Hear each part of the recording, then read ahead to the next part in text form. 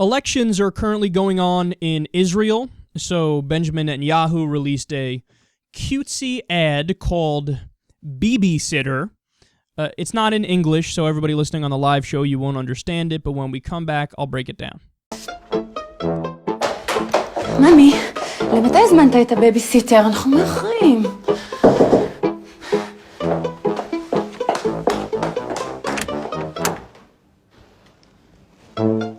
וואי, ראש הממשלה.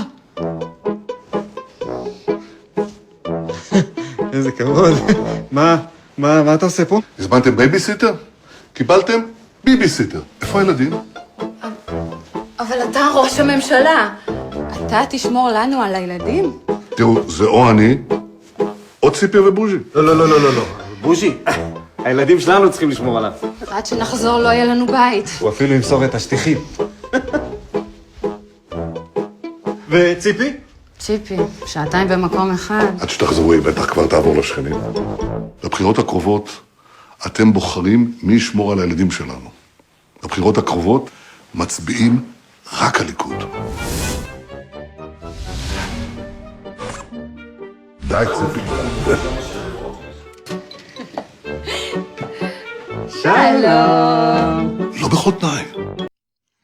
It's kind of amazing how much the Likud party, the right-wing party in Israel, reminds me of the Republicans here, but specifically the neoconservatives. That's what they remind me of. So the entire ad is supposed to be like sitcom-y and comedy-ish, and it's like the cult of personality politics, which we've been doing in America for a really long time, and apparently they're starting to do in Israel. I don't know how long they've been doing it for. But it's supposed to make, oh, look, he's funny, he's one of us, oh, he's so great, don't look at any of the bad things that he did. And what they're trying to do is use fear. So it's supposed to be funny, but at the same time, the message is, well, you know, I'm the babysitter, by the way, patronizing to just say the citizens of Israel are a baby that need a babysitter, but that's what he's saying. Hey, I'm the babysitter, I'm the Bibi-Sitter, I'm going to look out for the kids, or I'll look out for the people of Israel, and be afraid because the other guy, obviously, you know, he's a liberal pussy. He's not going to look out for the well-being of the entire country. And then the last line, I think, says it all about the commercial, where when they come in, they say, shalom, and it says peace, right? And then he goes, not unconditionally.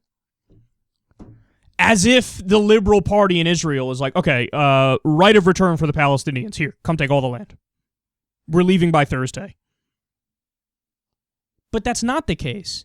Now, here's the important part of this discussion, though. And this is the part that nobody else is going to bring up, nobody else is going to discuss, but the truth is screaming from the ad and screaming from reality.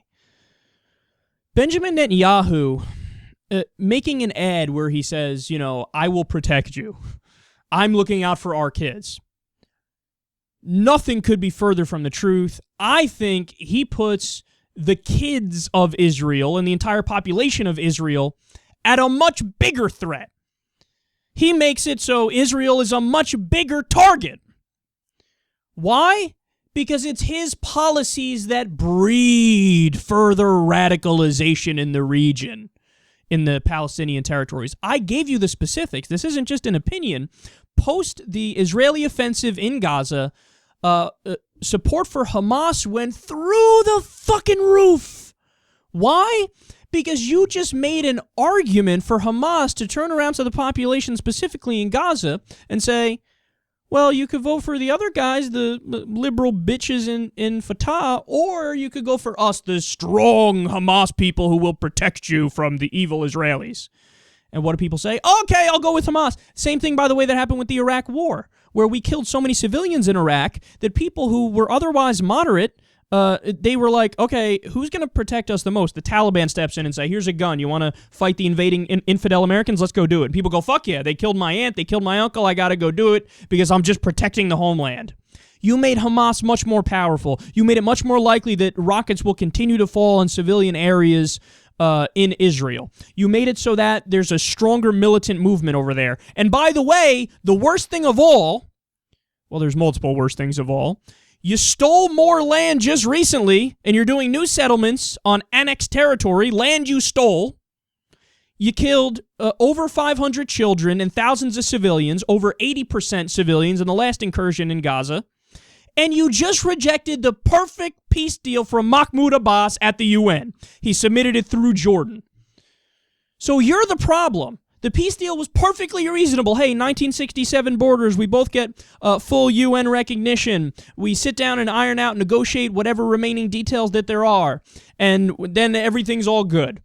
And Israel rejected it unconditionally. They said, we're not even going to negotiate. How dare you even propose that through the UN? That's a slap in our face. You need to say it face-to-face with us. And then what happens? When they go face-to-face with Netanyahu, he goes, we reject all of your terms, so no. So there's no way they can win. If they do violence, obviously that's wrong. If they go face-to-face with them, they get nothing that's even close to reasonable or fair. And then if they go to the UN, Israel says, we reject that unconditionally either way. So Netanyahu, through being a hardcore right-winger and not wanting a two-state solution and not wanting real peace, he's putting the children at more danger, at a bigger risk.